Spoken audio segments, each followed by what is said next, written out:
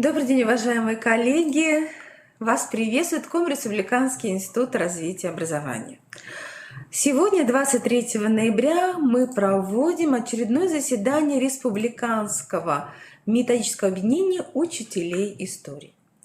Мы проводим данное заседание на традиционной площадке, которая позволяет нам вместе с вами, уважаемые коллеги, обсуждать профессионально значимые вопросы.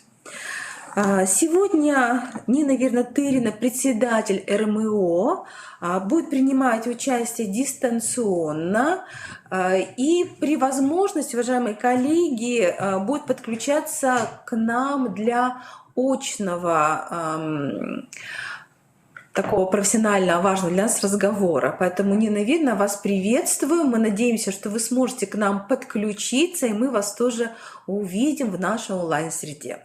Ну а мы в онлайн-пространстве нашего института уже в очном режиме вместе с Натальей Николаевной Исаевой, которая в настоящее время является заведующей кафедрой социально-гуманитарного образования нашего института. И именно Наталья Николаевна сегодня будет являться профессиональным модератором нашего заседания и вести вместе с вами, уважаемые коллеги, важное профессиональное обсуждение тех вопросов, которые мы включили в повестку. Уважаемые коллеги, в этом году мы решили таким образом проводить декаду заседаний метод-объединений, чтобы они позволили нам все-таки понимать, что мы работаем в едином профессиональном пространстве. И вот это понимание, оно связано с тем, что мы на всех заседаниях в ноябре обсуждаем единый блок профессиональных вопросов. Мы еще раз с вами, уважаемые коллеги, подводим итоги оценочных процедур, которые в настоящее время должны стать основанием для совершенствования профессиональной компетенции каждого педагога в Республике Коми. Мы обязательно поднимаем вопросы изменений в процедуре государственной итоговой аттестации. И, конечно, очень важная проблема, пока мы рассматриваем это как проблемное поле, это включение наших педагогов в сопровождение оценки и формирования функциональной грамотности. Вот эти три вопроса, они у нас действительно являются профессионально значимыми. Мы их рассматриваем на каждом заседании РМО. Ну, конечно, содержание меняется, исходя из профессиональных задач, содержания, которые сопровождаются председателями метод-объединений и нашими заведующими кафедрами.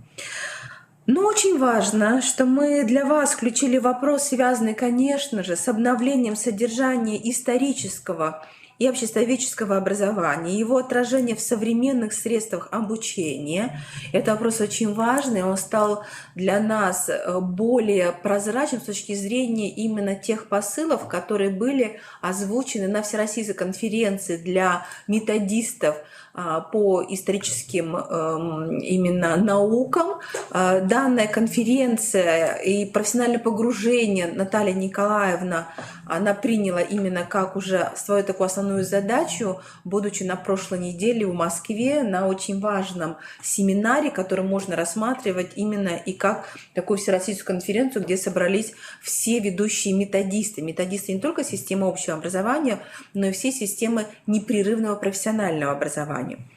И, конечно, мы бы хотели с вами поднять вопрос о механизмах взаимодействия республиканского метод-объединения и муниципальных методических объединений.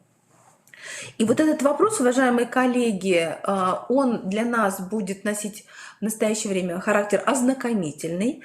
Дело в том, что наш институт в октябре провел очень глубокий мониторинг наличия методических объединений на уровне каждого муниципального образования и каждой образовательной организации. И нам удалось действительно выяснить, что во всех муниципальных образованиях республики сформированы наподобие республиканского метод-объединения муниципальные методические объединения учителей истории и обществознания. И на уровне образовательных организаций такая же аналогичная система начинает действовать. Мы получили не только наличие именно структур, которые существуют и кто их возглавляет, но также и информацию, персональную информацию о тех, кто входит в муниципальный метод объединения.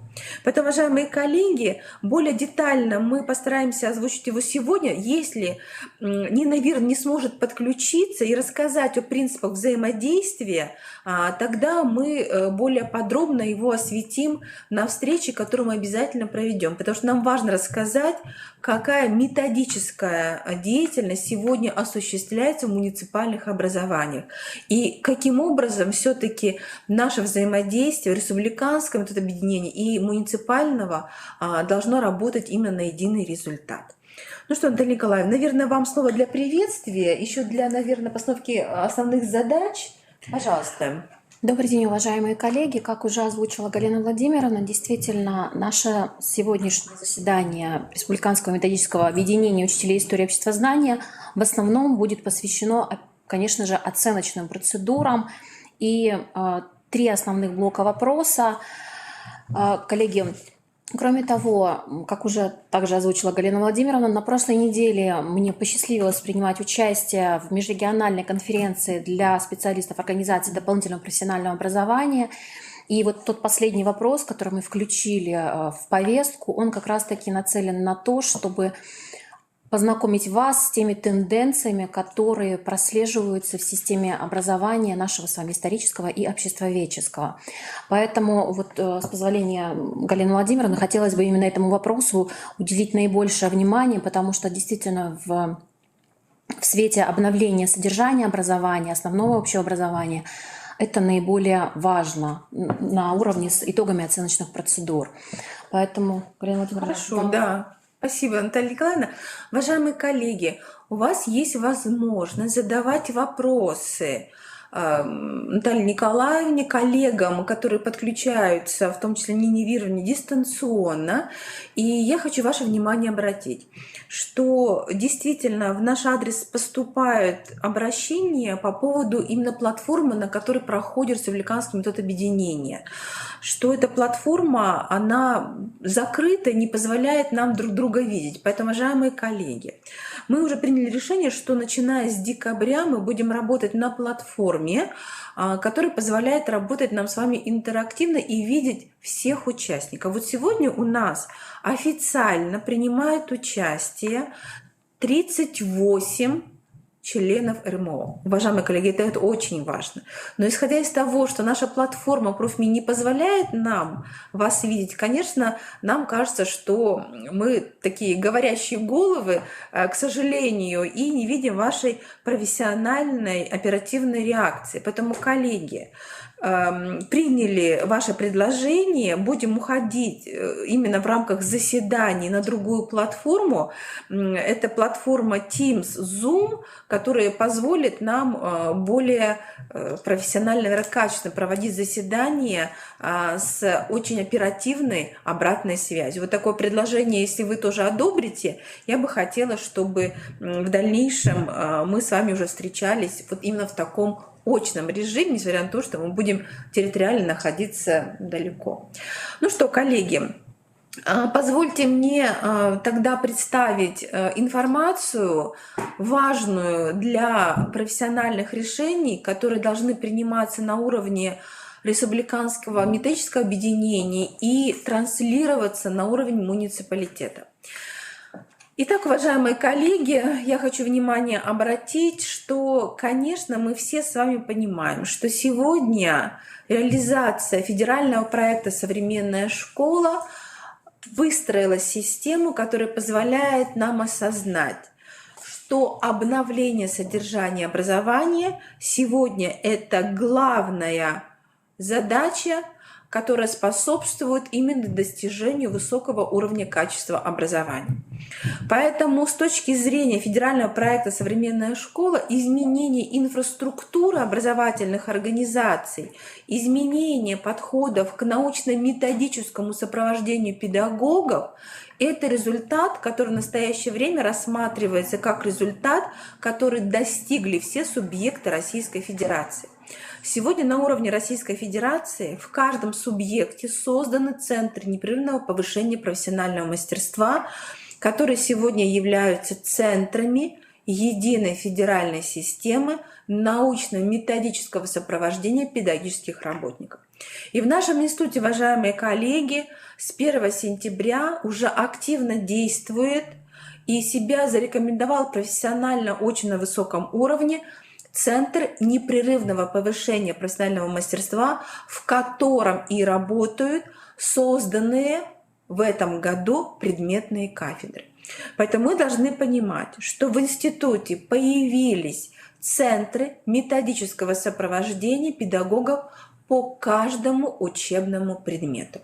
И вот этот результат, уважаемые коллеги, он, конечно, для нас очень важен. Вот сегодня, когда мы говорим о республиканском методе объединения, мы должны понимать, что Наталья Николаевна и Евгений Викторович, который находится здесь вот тоже в студии, это старший методист кафедры, и наши методисты-тьюторы, которые подключаются к работе центра, это именно тот центр ответственности за очень важный сейчас процесс обновления содержания образования. Но чтобы говорить о обновлении содержания образования, мы должны понимать, что в течение последних 2 лет на уровне Российской Федерации проведены оценочные процедуры для обучающихся и оценочные процедуры для педагогов, которые стали основанием для выявления не только проблем, которые необходимо нивелировать, но которые стали основанием и для выработки стратегически важных решений, которые позволят нашей Российской Федерации, нашей республике, каждому муниципальному образованию, каждой образовательной организации демонстрировать высокий уровень качества образования и в дальнейшем Российской Федерации войти в десятку стран, демонстрирующих высокое качество образования. Поэтому, уважаемые коллеги, вот на следующем слайде представлена эта система, которую мы вам уже представляли еще год назад. Это единая федеральная система научно-методического сопровождения педагогических работников. И сегодня мы можем констатировать тот факт, что 26 июля подписан приказ министра образования, науки и молодежной республики, и молодежной политики республики Коми о создании республиканской научно-методической системы. И вот в этой системе, уважаемые коллеги,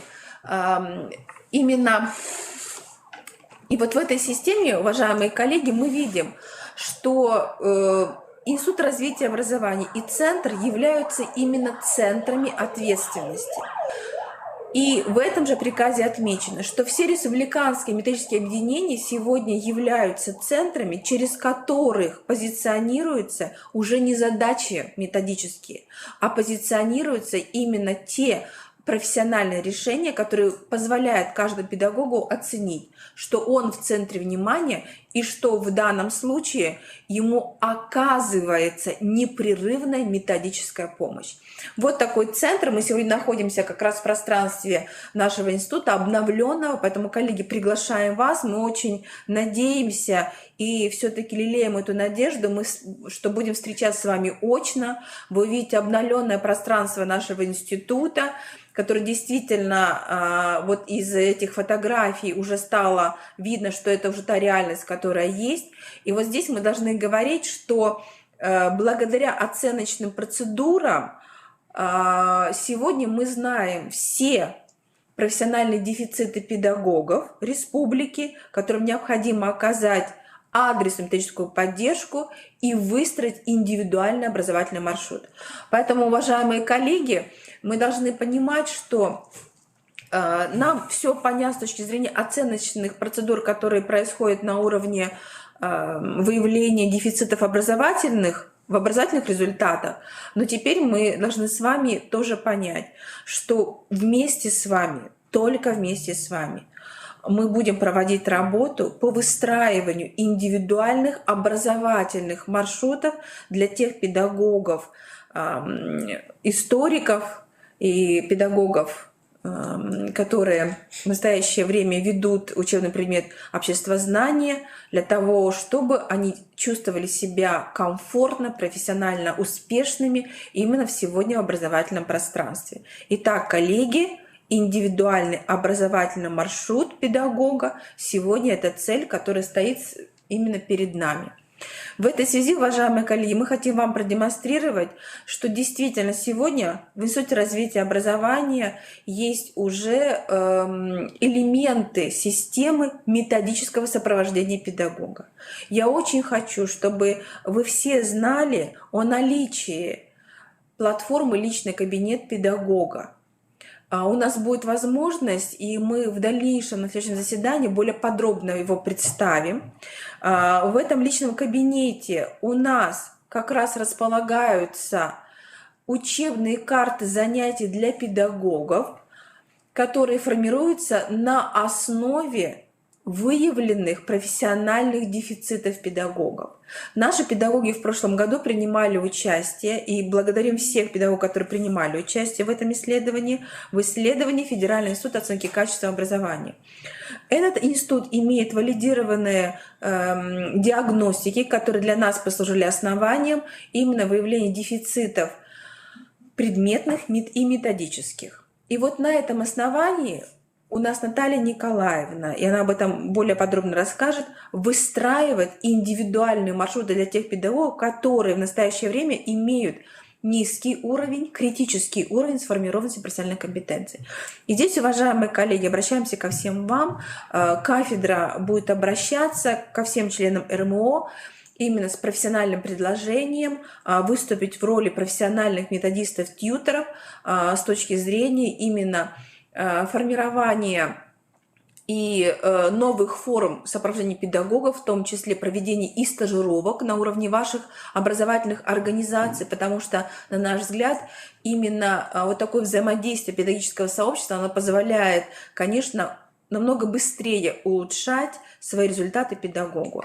Мы сегодня уходим от формального повышения квалификации, потому что, на наш взгляд, повышение квалификации только один из элементов профессионального развития педагогов.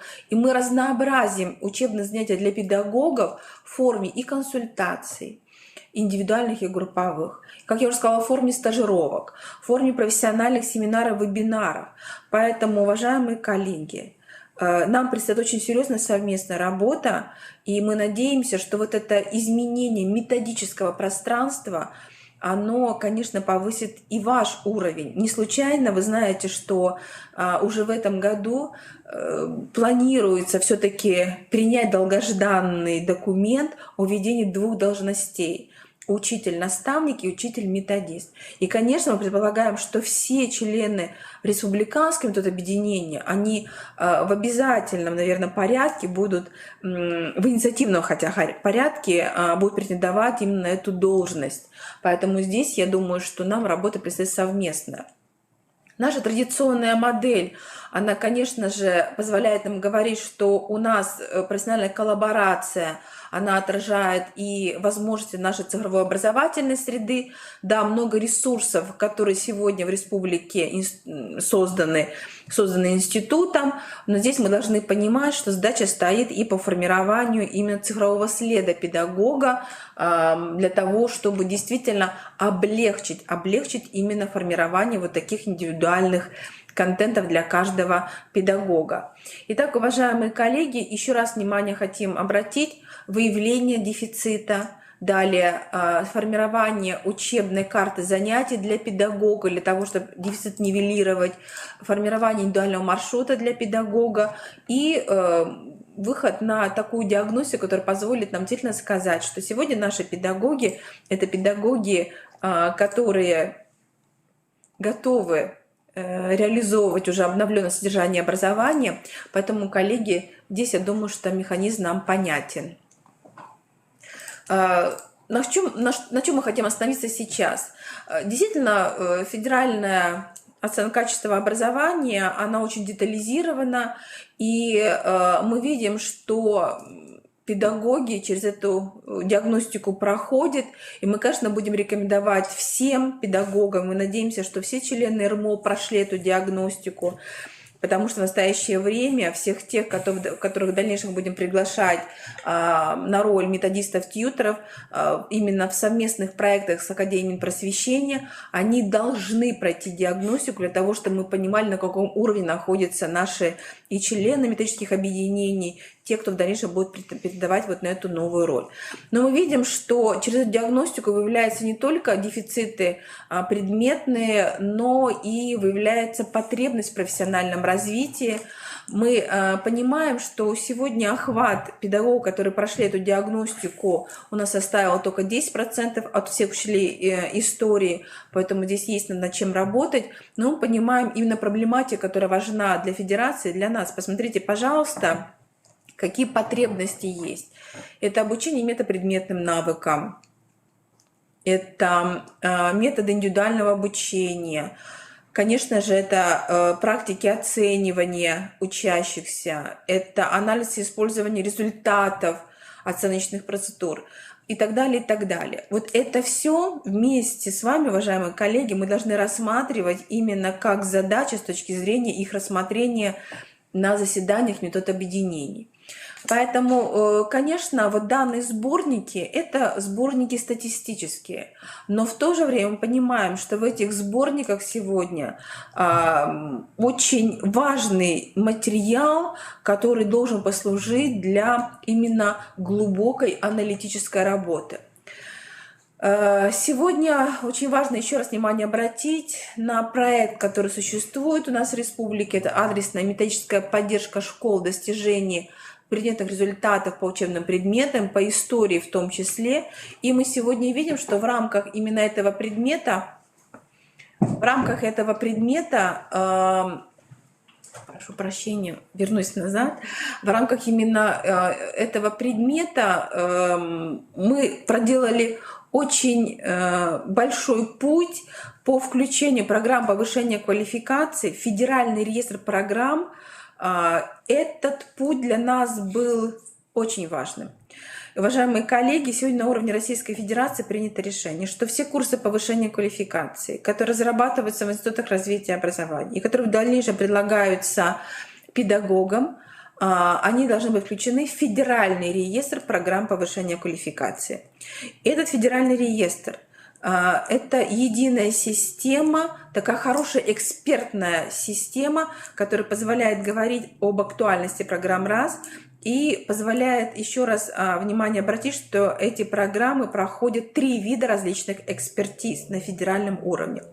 И я хочу внимание обратить, что наша программа по истории и обществознанию именно в рамках адресной методической поддержки, коллеги, она вошла в федеральный реестр. Эта программа сегодня рекомендована всем педагогам Российской Федерации. И, конечно, уважаемые коллеги, сегодня наличие программы – это очень важный результат. И мы в программе отмечали, что на определенные модули этой программы, конечно, приглашать для ведения этих модулей будем представителей республиканского метода объединения практиков. Также мы планировали в рамках данной программы обязательное проведение стажировок. Коллеги, без стажировок никакая профессиональная компетенция не может быть сформирована. Поэтому, коллеги, настраивайтесь на серьезный с нами профессиональный диалог, на готовность вас включиться в эту важную работу по сопровождению педагогов. Итак, резюмируя вот этот результат, наша программа для учителей истории обществознания вошла в федеральный реестр, и мы сегодня готовы обучать по ней не только наших педагогов Республики Коми, но и педагогов Российской Федерации. Всероссийские проверочные работы для нас, конечно, являются важным элементом структуры республиканской системы оценки качества образования. Мы с вами ежегодно эту тему поднимаем и действительно осознаем, что именно позитивное отношение к объективной оценке, оно сегодня формируется на уровне педагогического сообщества. В эту позитивную оценку должны быть включены и педагоги, и учителя, и родители. И в этой связи, конечно же, вопросы о необъективном оценивании результатов – это вопросы, которые, к сожалению, в нашей республике еще являются актуальными. Поэтому всероссийские проверочные работы должны стать таким мотивирующим элементом для совершенствования работы педагогов. мы много об этом говорили. Наталья Николаевна еще в своем выступлении заострит внимание. Конечно, очень важно, что результаты региональной оценки по модели ПИЗа 2020 года у нас есть. Получены все достоверные сведения в разрезе 75 образовательных организаций, которые принимали участие. Что важно нам понять? Что сегодня педагоги, которые входят в этическое объединение, должны не только знать, но уметь и анализировать эти результаты совместно с председателем, совместно с Натальей Николаевной Исаевой, нашей заведующей кафедрой. Это для вас методический инструмент совершенствования методической работы на уровне республики, на уровне муниципального образования, на уровне образовательной организации. Здесь мы должны понимать, что действительно Республика Коми по многим позициям находится ниже средневзвешенного места в Российской Федерации, поэтому ожидаемое исследование в 2021 году, в которое включены будут обучающиеся 8-9 классов, сегодня для нас это актуальная задача. Поэтому не случайно со всеми председателями, со всеми членами РМО мы рассматриваем по всем предметам вопрос, связанный с оценкой и формированием функциональной грамотности.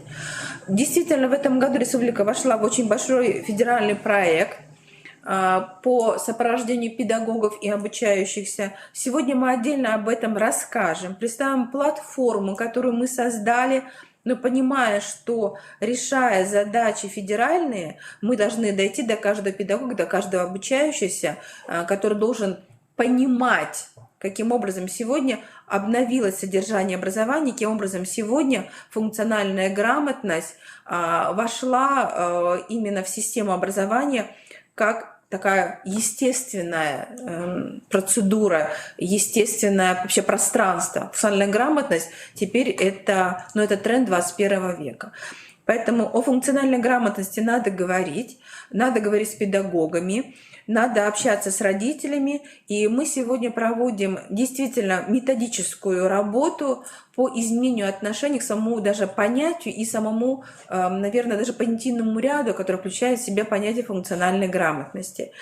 Определенный методический ликбез мы уже завершили. В прошлом году мы провели обучение по различным программам повышения квалификации, в том числе использовали различные формы неформального образования, семинары и вебинары по функциональной грамотности.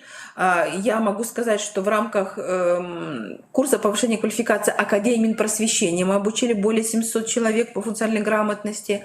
У нас созданы наши курсы, небольшие, такого информационно-методического характера. Но самое главное теперь от этих курсов перейти к практическому применению всех тех инструментов, которые в функциональной грамотности должны стать основанием для работы каждого педагога. Наталья Николаевна тоже об этом более подробно расскажет.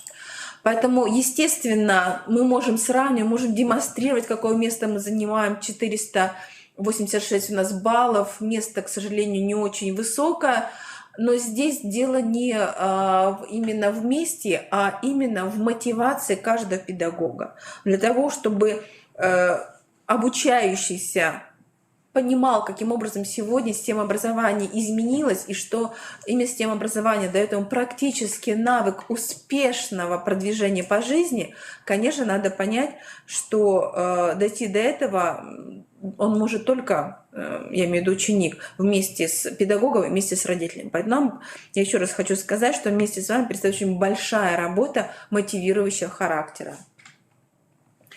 Поэтому, конечно, мы понимаем, что ПИЗа дает очень хороший анализ факторов, связанных с образовательным результатом. Посмотрите, пожалуйста, он не только оценивает функциональную грамотность, он через функциональную грамотность, через ее оценку показывает, а над чем еще надо работать. Каким образом сегодня мы должны формировать функциональную грамотность именно как такую практическую составляющую нашей системы образования. Здесь мы можем более подробно останавливаться на, конечно, видах грамотности, над которыми надо работать. Сама модель ПИЗа, она позволяет нам анализировать и уровень готовности педагогов по разным видам грамотности. демонстрировать, над чем надо работать педагогами. Коллеги, я пролистываю, потому что это общие посылы для всех руководителей образовательных организаций. Посмотрите, пожалуйста, какие хорошие анализы предлагаются, какие барьеры у нас есть. Мы все это понимаем, должны это принять. Очень большое место занимает вопрос, связанный с образовательными траекториями выпускников. И, к сожалению, очень небольшое количество выпускников Республики Коми планирует поступать в вузы именно в своем регионе, в Республике Коми. Это тоже один из негативных факторов по модели ПИЗа, который оценивается.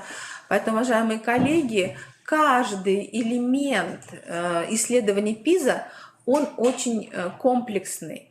Поэтому для того, чтобы успешно пройти исследование, нужна, конечно, системная работа, системное погружение учителей, которые сегодня являются членами методического объединения, потому что вы, учителя, уже методисты, руководители и каждого педагога.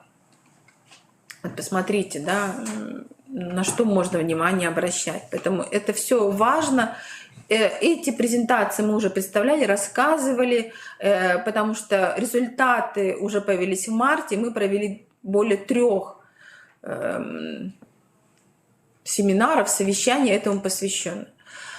Поэтому, конечно, система выстраивается постепенно, но что важно, что действительно позиция Российской Федерации, Министерство просвещения Российской Федерации, Академия Минпросвещения, которая занимается сегодня методическим сопровождением педагогов, такова, что на основе оценочных процедур действительно должна выстраиваться непрерывность профессионального развития педагога с понятными ее элементами, с понятными инструментами для каждого педагога. Каждый педагог республики должен понимать, куда он должен обратиться, кто ему поможет, и как его профессиональную потребность удовлетворить. Поэтому, коллеги, институт, центр, республиканское объединение — это именно все элементы единой системы. Поэтому, конечно же, образовательные организации, мы очень хотим, чтобы вы тоже это услышали, довели до сведения педагогов вот именно эту системность, которая сегодня сформирована на уровне республики. Система методического сопровождения педагога. Каждый педагог должен знать сайт Института развития образования, социальную сеть института, сайт центра, знать члены республиканского объединения, которые действительно сегодня должны выстраивать работу не просто как члены, а именно как учителя-методисты, которые сегодня готовы включиться именно в методическое сопровождение. Вот таковы, коллеги, наши рекомендации по первому вопросу. Поэтому любые оценочные процедуры сегодня для каждого обучающегося являются основанием для принятия очень серьезных решений на уровне образовательных организаций. Аналогичная система по поводу педагогов. Поэтому оценочные процедуры для нас являются основанием для того, чтобы сказать, кто на каком уровне, а для того, чтобы действительно выстроить систему сопровождения. Поэтому, коллеги, мы с вами, я очень надеюсь, в едином профессиональном методическом пространстве. Спасибо, коллеги. Вот такое вступление профессионально-методическое. Еще раз внимание обращаю, приглашаем всех в наш институт, в нашу обновленную инфраструктуру. У нас сегодня уже действует новая онлайн-лаборатория по созданию видеоуроков. Это тоже очень важно, тоже очень интересно. Поэтому, коллеги, обращаемся ко всем членам РМО. Подавайте заявки, приходите к нам, давайте вместе выстроим и цифровую систему видеоуроков. Удивительное оборудование у нас есть, и поэтому сегодня у нас только 2-3 организации уже инициируют и приходят к нам и создают интересные современные уроки для наших обучающихся. Приглашаем всех вас. Станьте для нас тоже профессиональными партнерами. Наталья Николаевна готова, наверное, будет и получить заявки, но все, что создано сегодня в институте, это именно создано для всех педагогов, для всех учителей, которые сегодня занимаются методической работой. И большое вам за это спасибо. Спасибо, Галина Владимировна. действительно погрузили нас в итоги оценочных процедур. Как уже вы сказали, все презентационные материалы, они будут также доступны для дальнейшего изучения и работы, коллеги. А сейчас позвольте перейти ко второму вопросу. Фактически Галина Владимировна в своем выступлении уже обратила на него внимание, и мы говорим о том, что действительно функциональная грамотность вошла в нашу жизнь, и на протяжении последних 3 лет мы говорим про формирование функциональной грамотности, и работа института в данном направлении уже проведена колоссальная. Поэтому, коллеги, позвольте вас ознакомить с региональной системой сопровождения, формирования функциональной грамотности обучающихся 8-9 классах. Итак, я не буду останавливаться на тех моментах, что такое функциональная грамотность. Мы все прекрасно с вами знаем. И 3 года мы с вами формировали единое понимание, терминологическое понимание данных процессов. Позволю лишь себе обратить внимание, что в современном мире у нас происходит изменение запроса на качество общего образования, и приоритетная цель – это формирование функциональной грамотности. Соответственно, под цель, данной большой цели, это создание поддерживающей позитивной образовательной среды за счет изменения содержания образовательных программ для более полного учета интересов учащихся и требований 21 века. То, о чем говорила уже Галина Владимировна, не буду останавливаться. Действительно, мы с вами прекрасно понимаем, что те проблемы, которые были выявлены в рамках результатов российских исследований ПИЗа 2020 года, это то, что, коллеги, мы, к сожалению, демонстрируем результаты на критическом либо пограничном уровне. Итак, здесь представлены шкалы уровней с 1, простите, до 6, где 2 уровень – это пороговый уровень, при достижении которого учащиеся начинают демонстрировать применение знаний и умений в простейших неучебных ситуациях. Посмотрите, наши обучающиеся в основном в своем большинстве даже не достигают 4 уровня. Посмотрите, по естественно-научной грамотности это 2 уровень, по математической грамотности это 3 уровень. То есть о чем он говорит? Проявляется способность использовать имеющиеся знания и умения для получения новой информации. Но этот уровень у нас еще сформирован у достаточно небольшого количества обучающихся. Поэтому разработка национального инструментария по методологии ПИЗа, вы видите, что цель использования – это включение заданий в различные предметы. И если еще в 2019 году мы говорили, не мы, а наши федеральные коллеги говорили о том, что необходимо создавать на каждом уроке задания по аналогии с ПИЗа, то сейчас мы получили обратный эффект, коллеги. У нас почти у всех преподавателей на территории Российской Федерации по всем предметам появились так называемые ПИЗа-подобные задания. Поэтому сейчас наши федеральные коллеги, а это Федеральный институт стратегии развития образования Академии Министерства просвещения, говорят о том, что, коллеги, не надо разрабатывать на каждом уроке. Используйте то, что уже есть. Итак, я напоминаю, что функциональная грамотность у нас включает в себя в 6 блоков. И посмотрите, ведущий компонент в исследовании ПИЗа 2022 года, новое направление, это у нас будут решения проблем в рамках глобальных компетенций и креативного мышления. Аналогично математическая грамотность и финансовая грамотность. Читательскую грамотность никто не отменял. А естественно-научная грамотность у нас с вами будет ведущим компонентом в 2025 году. И, соответственно, посмотрите, если мы говорим про структуру измерительных материалов в международном исследовании ПИЗа, то посмотрите, это компетентностная область, это содержательная область, введенная в некий контекст или ситуацию. И тогда вот на переплетении этих 3 компонентов мы говорим о том, что таки формируется база заданий. То есть понятная ребенку некая ситуация.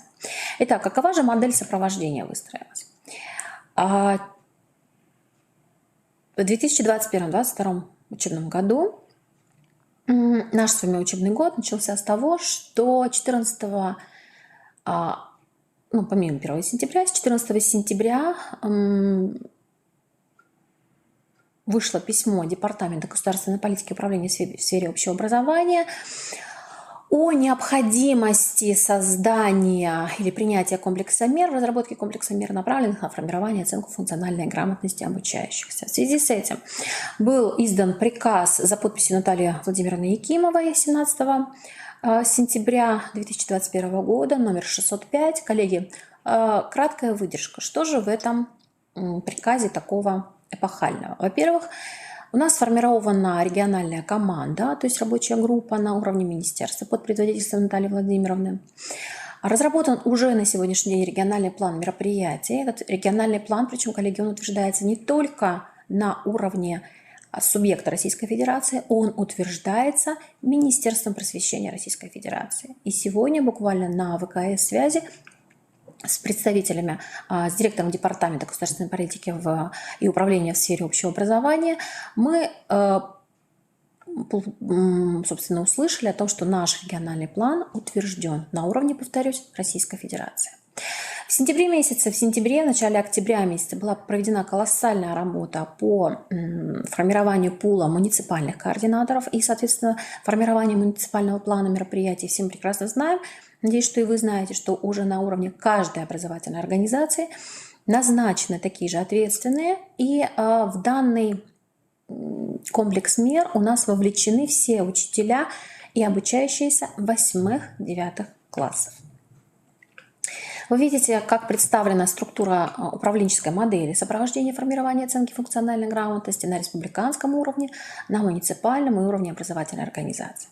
Кроме того, коллеги, на уровне Республики Коми в рабочую группу вошли также ответственные, я прошу прощения, какой-то сбой произошел при форматировании, ответственные за каждое направление функциональной грамотности. Так, например, я ответственна за формирование глобальных компетенций. Что это значит? Это значит, что мы, коллеги, вот у нас 6 человек, плюс региональным координатором является представитель Министерства образования, науки и молодежной политики Республики Коми Тасавина Юлия Анатольевна и представитель Института развития образования, Коми Республиканского института развития образования, это Марина Анатольевна Капова. Вот нас 8 человек, мы еженедельно участвуем в федеральных обучающих мероприятиях, это информационные сессии, это решение кейсовых ситуаций и так далее. И всю полученную нами информацию по всем 6 направлениям доносим до уже муниципальных координаторов. И, соответственно, муниципальные координаторы должны доводить до уровня уже образовательной организации. Вы видите, что уже в настоящее время сформированы механизмы реализации регионального плана. Это, как я уже сказала, еженедельные методические совещания по вопросу формирования. Сегодня Марина Анатольевна проводила с муниципальными координаторами, например. Это стратегические информационные сессии для республиканских методических объединений. Так, например, с сентября месяца для учителей истории обществознания было проведено 4 информационных и методических сессии. Выездные методические сессии, например, наш мобильный методист, наш проект, и информационные сессии, семинары для управленческих команд образовательных организаций. То есть план, как вы видите, достаточно обширный. Мы понимаем, что фактически обновленный ВГОС, и об этом я чуть попозже скажу, в целом и действующий ВГОС, и обновленный ВГОС, они нацелены на формирование функциональной грамотности обучающихся. Итак, коллеги, вот это фактически на слайде представлен некий чек-лист, который позволяет понять, владеет ли педагог функциональной грамотой, функционально грамотен ли педагог, будет правильно сказать, и готов ли данный педагог к развитию функциональной грамотности в учебном процессе.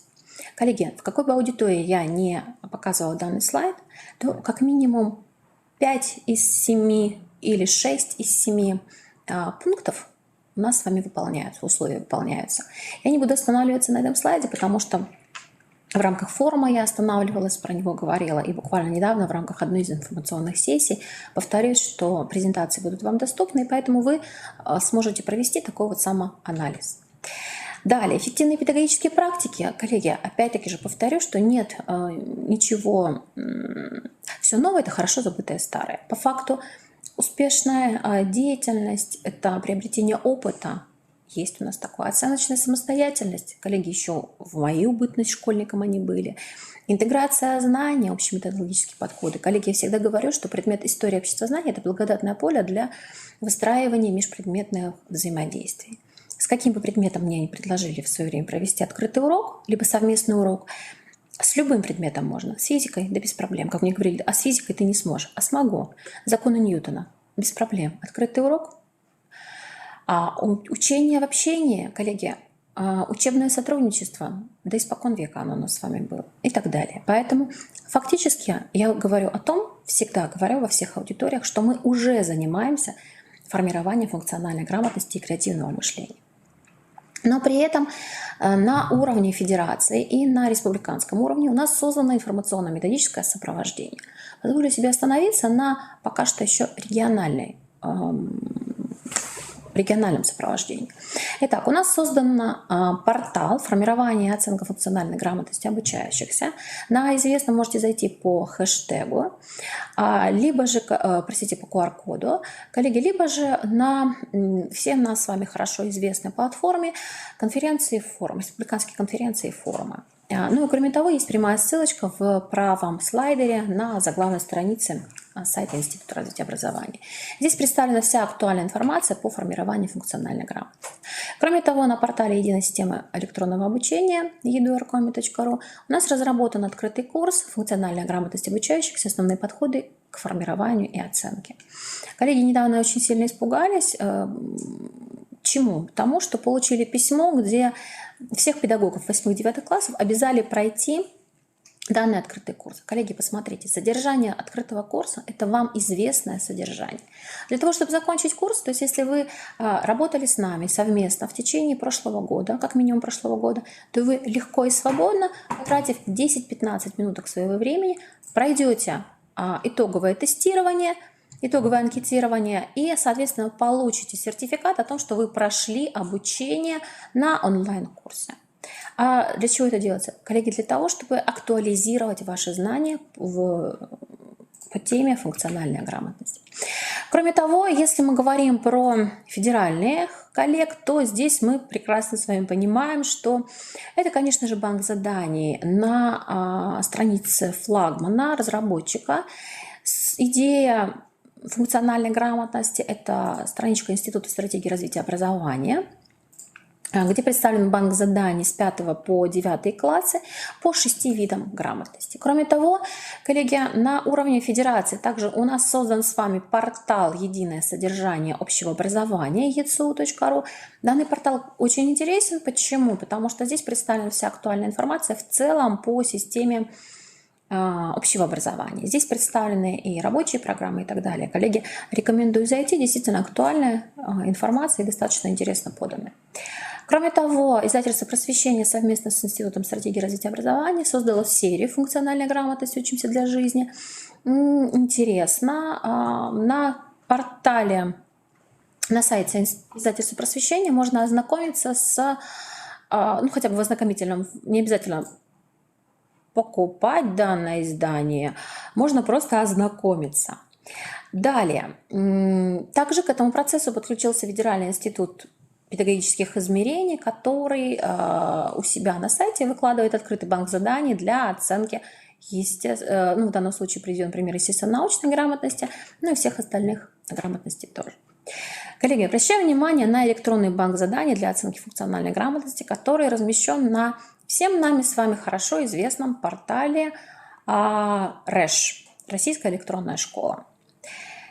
Коллеги, обращаю ваше внимание, что данный портал позволяет использовать электронный банк заданий для оценки функциональной грамотности по различным направлениям. Так, например, я сегодня, как вы видите, что здесь есть роли войти как обучающийся, войти как эксперт, либо как учитель. Я зашла как учитель, создала задание, ознакомилась с электронным банком заданий, назначила себе в дальнейшем уже как ученику задания, прошла их, то есть 10 заданий себе по креативному мышлению. После этого я задала по глобальным компетенциям. То есть мне самой захотелось пройти, а что же ученик у нас с вами, какие задания получит и каким образом он их должен будет выполнять.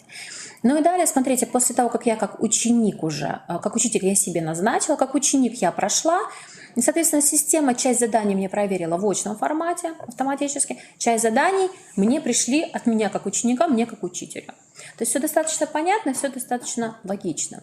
Но при этом, коллеги, данная система РЭШ, а точнее количество входов и количество подключения образовательных организаций к данной системе у нас с вами сейчас анализируется на уровне Министерства просвещения Российской Федерации. И еженедельно департаменту предоставляется данная информация. То есть в разрезе муниципалитетов раз, в разрезе, ну, на уровне Российской Федерации, в разрезе субъектов, далее муниципалитетов. После этого это образовательные организации, вплоть до каждого педагога и каждого обучающегося. И, коллеги, сегодня на информационной сессии для муниципальных координаторов Марина Анатольевна Габова как раз и говорила о том, что один из показателей эффективности работы муниципалитета, в данном случае главы муниципалитета, это является как раз-таки использование данного банка заданий. Ну и, соответственно, регистрация на портале РЭШ, она очень легкая, и вы видите, что здесь представлены различные ресурсы, и в данной связи мы говорим о задаче образовательной организации, все вы их прекрасно знаете. Это разработать программу, она уже разработана у вас, вы ее все прекрасно видите. Далее выделить специалиста, данный специалист у вас уже назначен на уровне образовательной организации, спланировать и организовать работу по повышению квалификации. Коллеги, об этом я вам уже сказала, то же самое. Это наш с вами открытый курс по функциональной грамотности. И второе, это наша с вами модуль, который начнется с 1 декабря. Это практика-ориентированный модуль. Это уже непосредственно курсы повышения квалификации. В рамках курсов повышения квалификации предполагается перезачесть ваше участие в обучающих в открытом курсе для того, чтобы фактически мы могли перезачесть вам, и вы выполняете только какой-то модуль. Коллеги, я позволю себе остановиться в данном случае на формировании функциональной грамотности, потому что действительно вопрос нам с вами уже известный и понятный. Я позволю себе перейти к тому вопросу, который касается нас с вами, коллеги, как предметников. Я повторюсь, что на прошлой неделе я была на межрегиональной конференции для специалистов организации дополнительного профессионального образования. Вот у меня в руках тут, собственно, программка.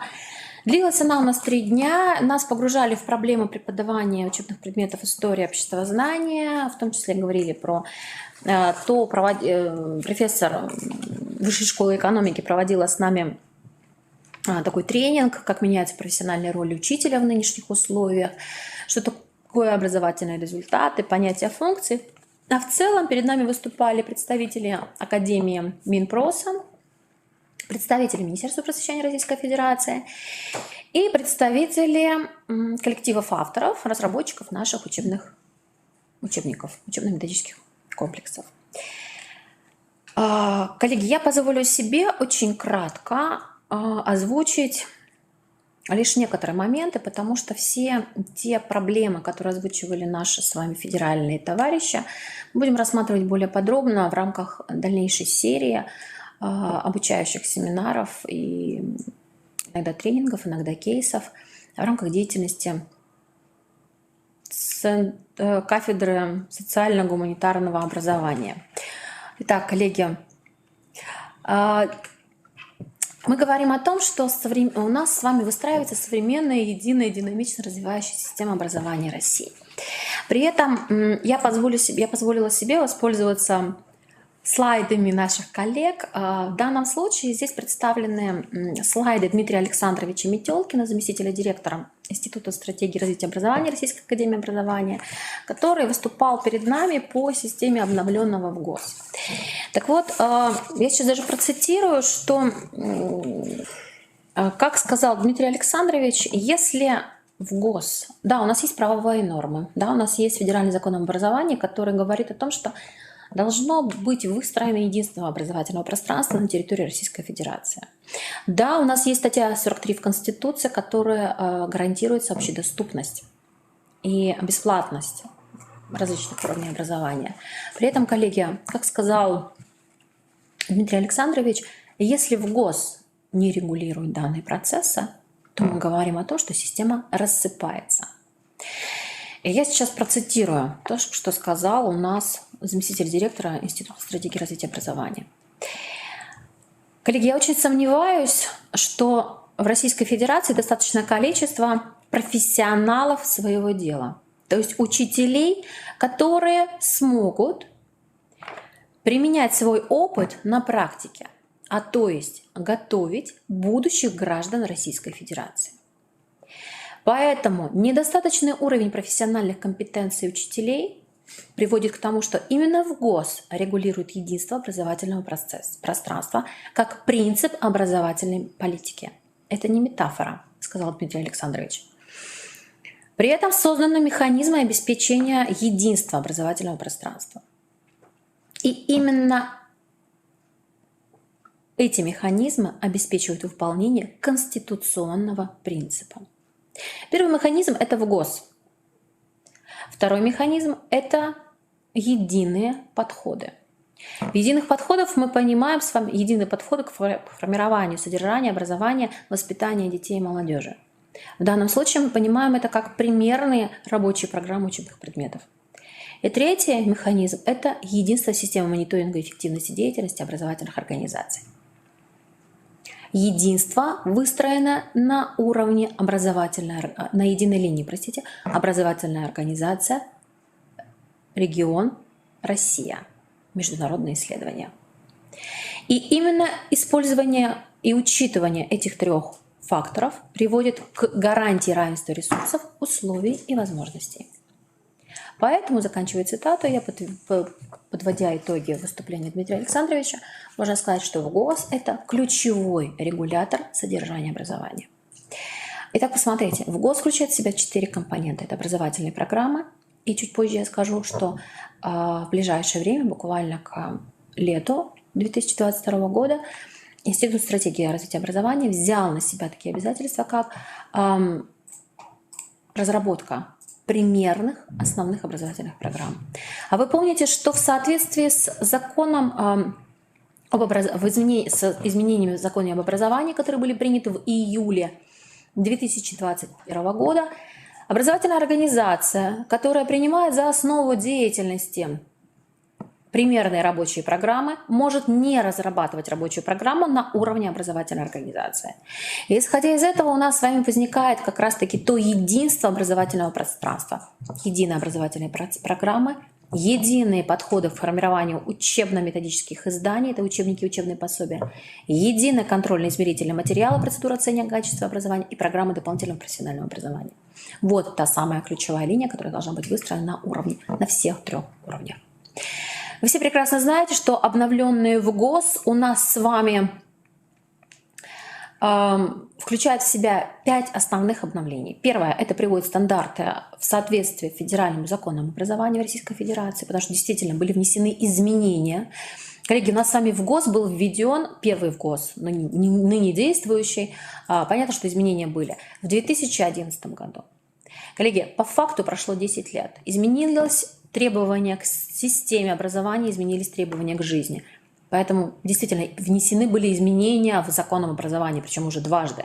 Поэтому да, ВГОС нужен новый. Далее. Устанавливает вариативность сроков реализации программы не только в сторону увеличения, но и в сторону сокращения. Коллеги, сейчас про это проговорю более подробно, что касаемо наших предметов. Детализирует условия реализации образовательных программ.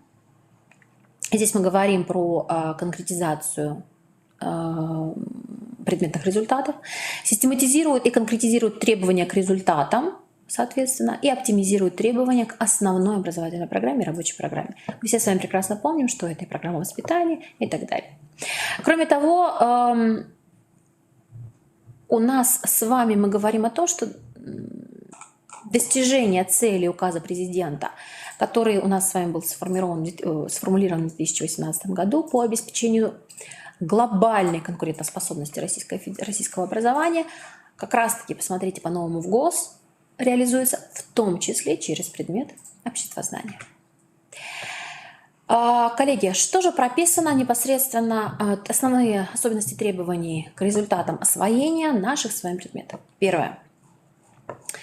Мы все с вами давно привыкли к тому, что у нас с вами 2 предмета. Предмет история России и всеобщая история.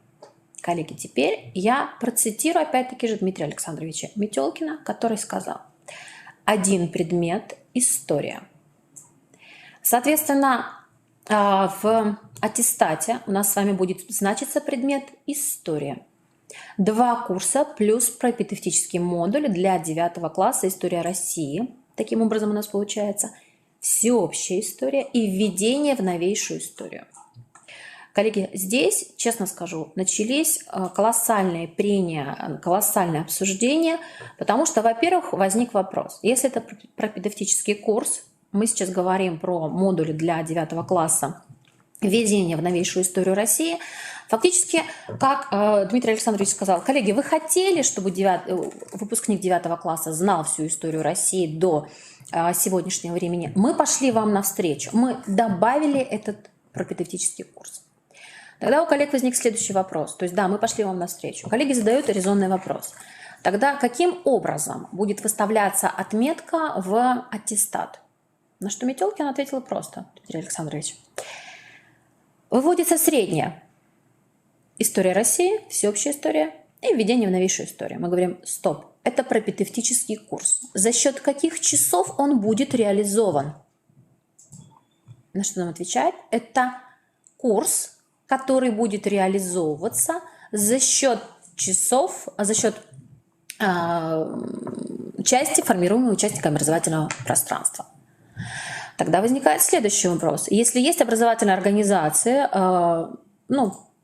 профильные как вариант, либо которые не выбирают этот курс, тогда как? На что Дмитрий Александрович сказал, коллеги, мы сейчас с вами можем рассуждать сколько угодно, дождемся документа. И когда задали вопрос, когда же будет данный документ, потому что в настоящее время даже нет никакого УМК.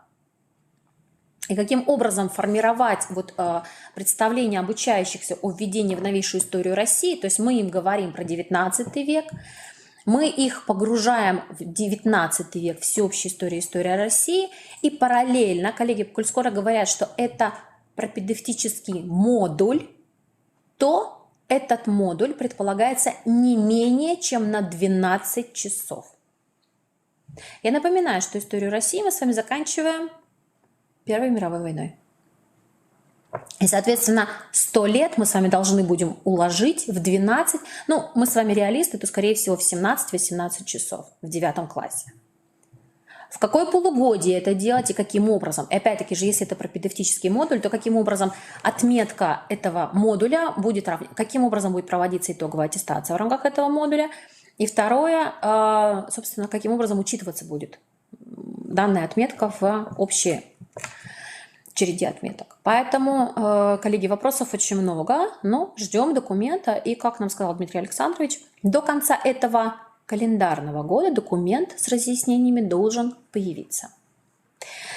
Кроме того, если вы помните, по ныне действующему ВГОС у нас было с вами 6 общих таких требований к достижению образовательных результатов. Сейчас у нас их с вами 15. По факту 14 общих и 15 требование отдельно для истории России и для всеобщей истории. И вы видите, что реализация требования к результату номер 6 посредством отдельного учебного модуля введения в новейшую историю России.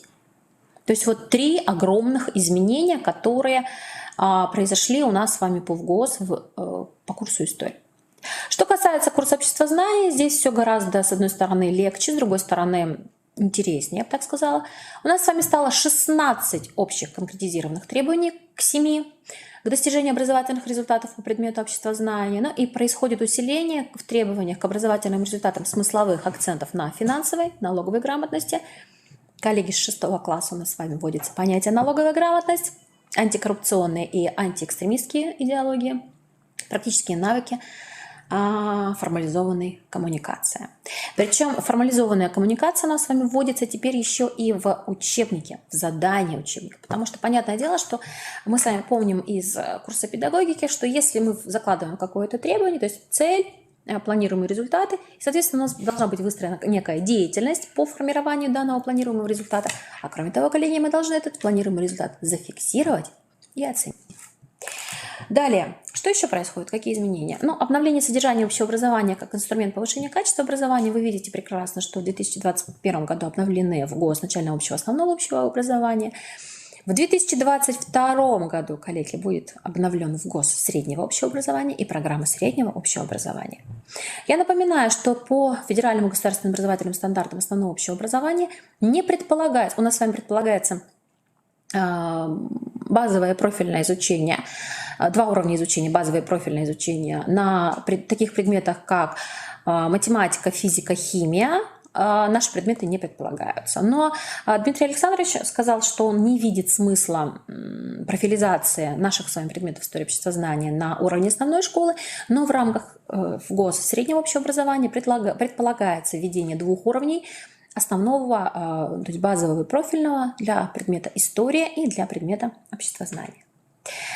Далее, коллеги, перед нами выступал Александр Анатольевич Данилов. Как вы помните, это профессор, это автор учебников, учебных пособий по истории России, одной из линеек по истории России. Коллеги, в данной связи, коллеги, вы, наверное, в курсе, но я, к сожалению, последние 1,5 года была оторвана от системы школьного преподавания, и я, например, для себя открыла, и когда потом полистала предложенные проекты учебников, то, к своему удивлению, поняла, что у нас происходит уточнение формулировок и содержания историко-культурного стандарта 2020, начиная с 2020 года, коллеги. У нас с вами пропадает в современных учебниках такое понимание, как древнерусское государство и Киевская Русь. Мы с вами говорим, помните, по историко-культурному стандарту 2013 года у нас это была Древняя Русь, теперь у нас это с вами Русь. У нас с вами пропадает использование терминологии левобережная и правобережная Украина. Мы теперь говорим земли войска Запорожского. Если мы говорим с вами про такие события нашей истории, как когда мы изучали историю, Великая Октябрьская социалистическая революция. Далее она у нас была с вами разведена на февральскую революцию, Октябрьскую революцию. После этого она удивительным образом у нас стала общенациональным кризисом 1914-18 года. То в современных учебниках у нас с вами Великая Октябрьская социалистическая революция трансформировалась в Великую Российскую революцию 1917-1922 года.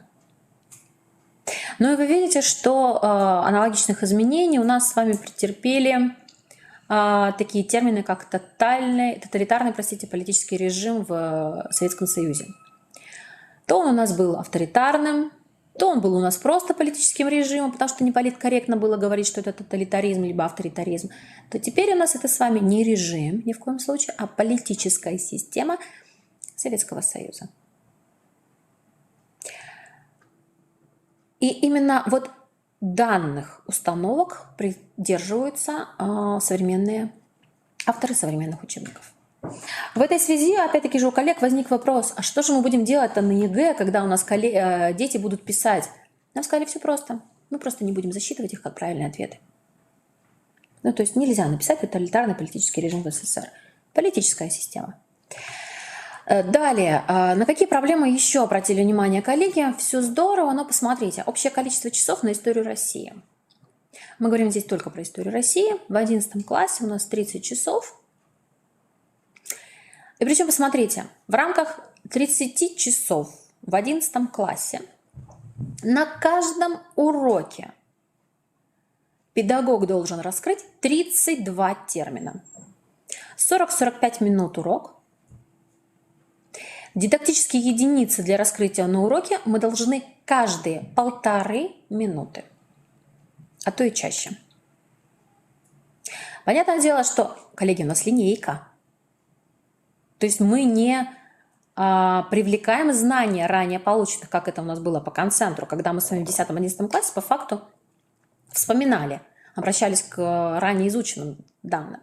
Сейчас у нас не на чем базироваться-то. У нас ребенок только в рамках пропедевтического курса будет что-то знать, поэтому возникают очень большие вопросы. Далее.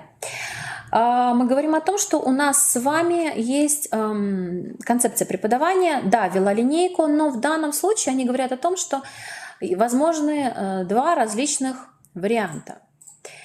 Мы говорим сейчас про уровень 10-11 класса.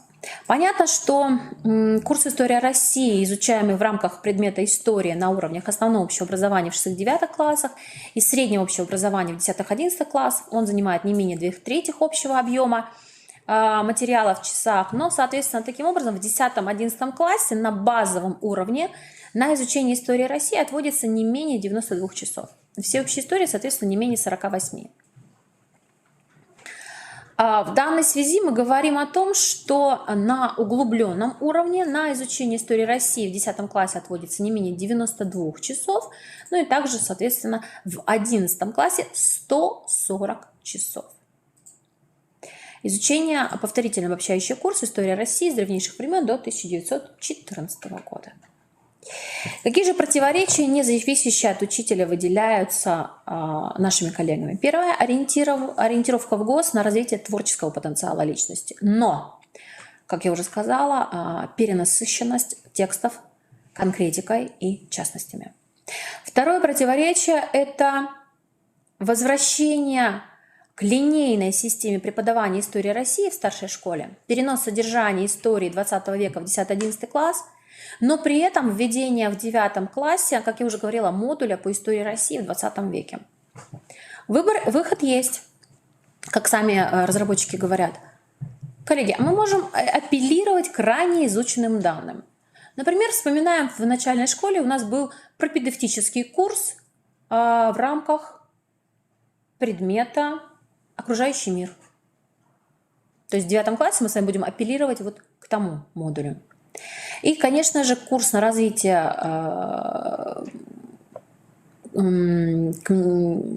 коммуникационно-технологических компетенций учащихся.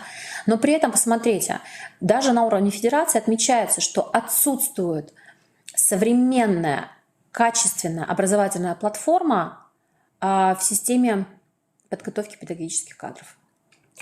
И в этой связи, посмотрите, ранее было, собственно, приводились примеры, какие изменения произошли, очень так вот коротенько, какие изменения произошли в курсе обществознания.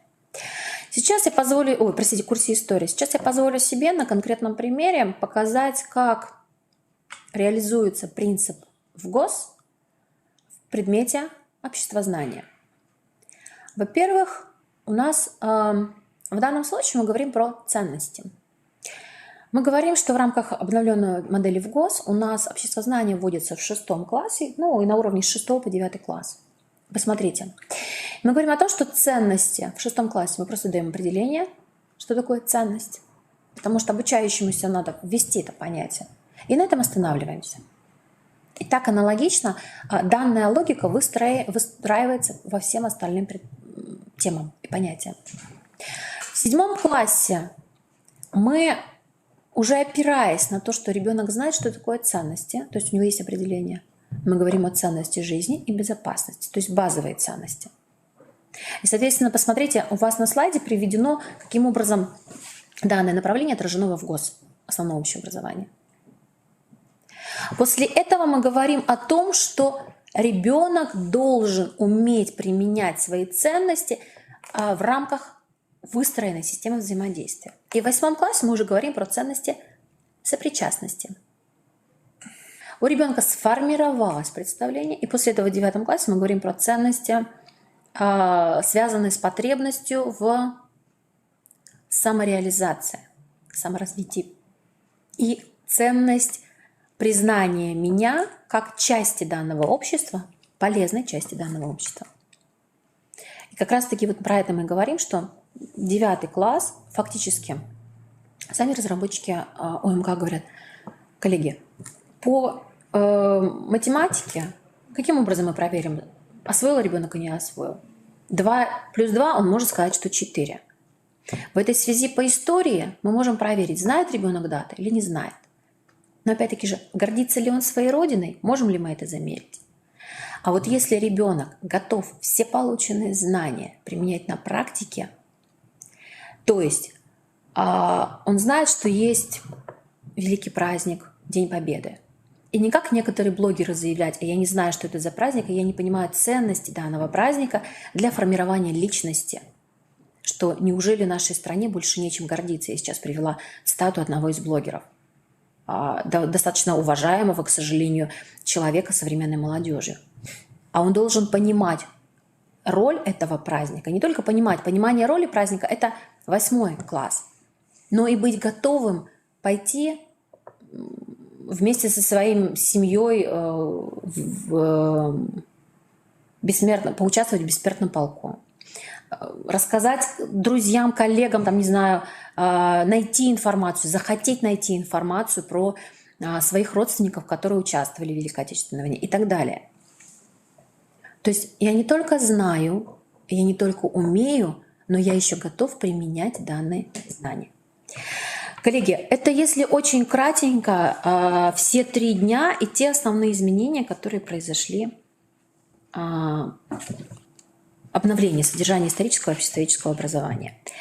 Я повторю, что Институт развития образования, наша кафедра, и я как заведующий, и Евгений Викторович как старший методист будем погружать вас постепенно до конца декабря во все обновления, которые происходят в нашем образовании. Коллеги, мы будем обращаться с Евгением Викторовичем, как уже говорила Галина Владимировна, к вам за методической поддержкой, для того, чтобы вы делились своим опытом, потому что одно дело мы, теоретики, а другое дело вы, практики.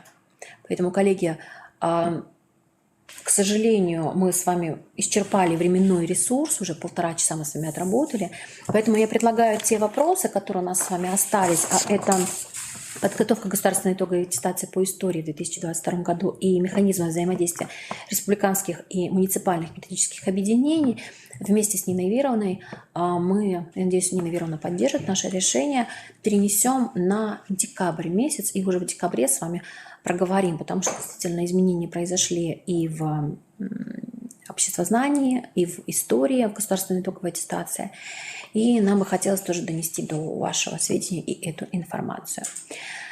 На ProofMe мы вопросов, к сожалению, коллеги, или к счастью, не видим, поэтому если будут возникать вопросы, контакты здесь представлены, соответственно, мы доступны. И, коллеги, мы благодарим вас за профессиональное внимание. Всего доброго, берегите себя и близких.